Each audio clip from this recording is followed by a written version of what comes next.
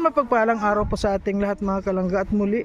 Ayan kahit po ngayon sobrang init ngayon. Sobrang init ngayon at ang oras natin ngayon ay 12:30 mga kalangga. Ayan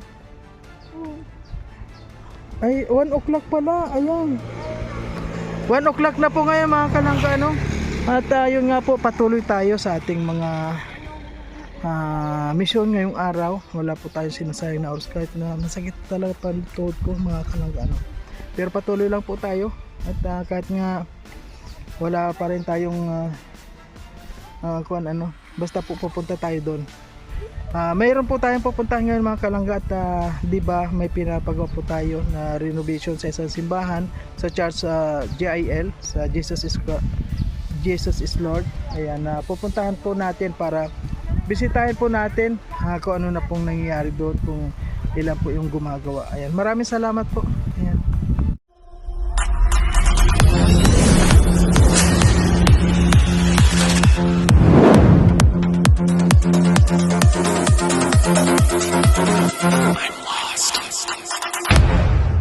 Ayan, nandito na po tayo sa pinaparenovate po natin na Jesus is Lord. Ayan. Sakit talaga ng pang ko pa. Paglinggo garo ay matapos na yun yung paglinggo, pagsimba mo na, tapos na yan. Kasama ko magapon simba yun. Kalinggo. Mali yung pala ang bintana niya. Ito rin bintana rin yan. Sujada ko lang kaya ko Mas maganda rin. Hindi nila kinakalas agad-agad para Ilan po yung gumagawa dito? Isa lang? Pero lang po natin, tapos kami mga babae ang katabang. Ay, mga babae, kayo na yon. Ay, grabe. Pagkahakot ng halong lang, pagkakan ng bye-bye. Nag-ano? Ilan po kayong babae na tumutulong dito? 5 po. Ay, garing. Tapos isa yung Si Pastor lang po na dyan. Ayan. Pero kuan naman Sa aga daw po matrabaho maghapon para linggo po, tapos na yan linggo. Oo. Masimbahan naman po kami linggo ay. Para sa lobby. Ayan. Tama yan. Ayan, maraming salamat po sa lahat mga kalangga, sa lahat ng mga sumusuporta dito sa ating renovation po dito sa church sa Jesus is Lord. Ayan, sa lahat ng mga sumusuporta dito po sa pinapa-repair natin, renovation po. Maraming salamat po sa inyo.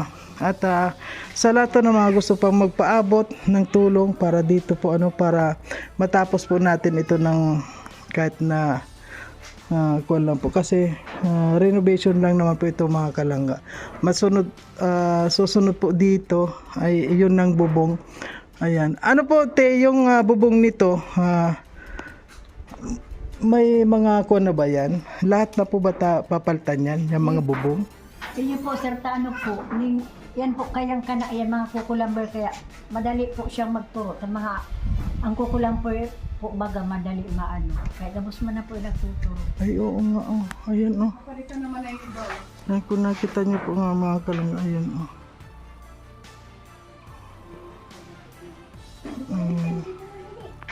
So hindi naman po natin ito bibiglaan sa lahat ng mga viewers. Kuwan lang po ito. Kapag may kuwan tayo na kolekta, paunti-unti lang matatapos din to. Ayan. At sana nandiyan naman si Lord para gabayan tayo na sana tapikin pa nila yung iba pa natin mga viewers na meron din maitutulong para matapos naman to. Ayan, so ngayon po ayan po mga kalangga, yan na yung ginagawa po kahapon kasi sabi nga ay mga babae yung tumutulong lang dito. Ayan, kung napapansin nyo po talaga yung mga tumutulong dito mga senior na rin.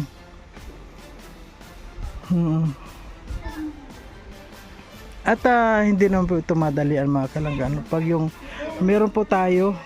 Tapos sige ulit. Ayan, matapos lang po natin itong kuha na to muna, oh. Yan yung may mga hindi magandang tanawin na to. Ayan, oh.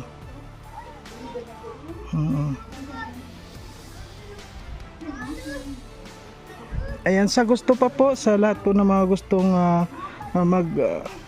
tumulong, gusto mag-pledge dito sa ating pong renovation dito sa Jesus is Lord, ayan, welcome na welcome po tayo. Ayan, ito po ay malaking kwento sa community ng Rochelle. Ayan, sabi nga po doon sa thumbnail ko nung una, kung may nag-comment agad na bakit ginagamit ang Rochelle, diba?